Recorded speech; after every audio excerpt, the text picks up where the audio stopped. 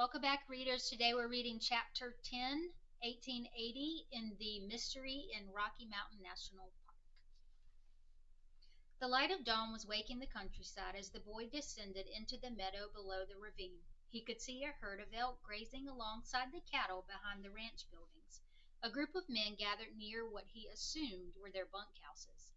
After last night, his instinct was to turn and run. But to where? Back into the woods to hide and starve? He went to the front door of the main cabin and knocked. He could hear footfalls on the floorboards inside. The door opened. A man, still with his fingers on the door handle, looked him in the eyes.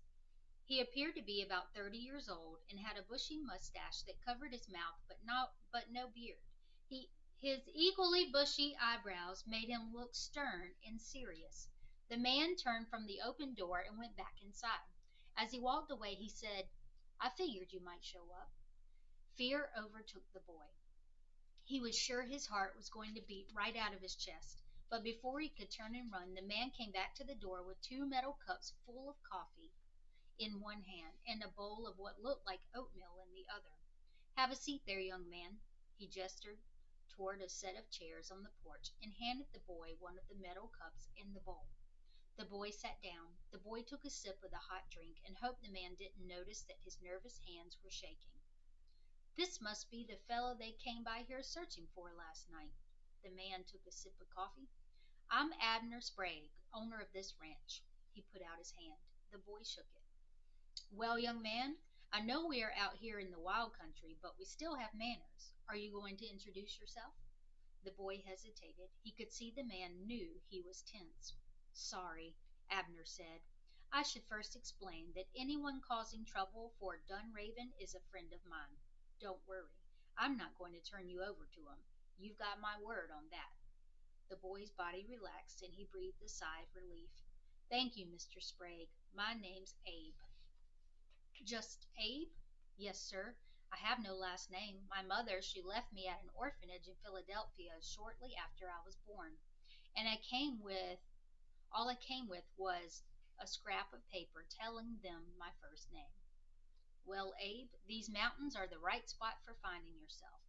Abner pointed out toward the snow-covered peaks that surrounded the valley. "I bet there's a name out there for you."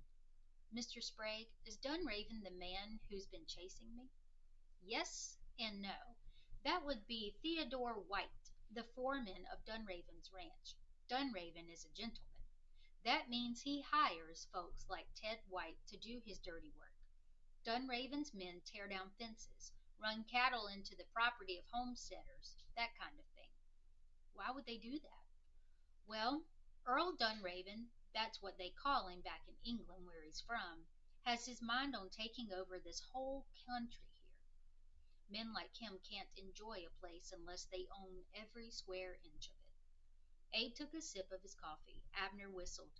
A dog appeared on the porch and ran up to him to be scratched behind the ears. Abe reached over and petted the dog, which wagged its tail and raised its head for a quick nuzzle. Abner smiled. "Well, Abe with no last name, I've got a proposition for you." "Yes, sir," Abe replied.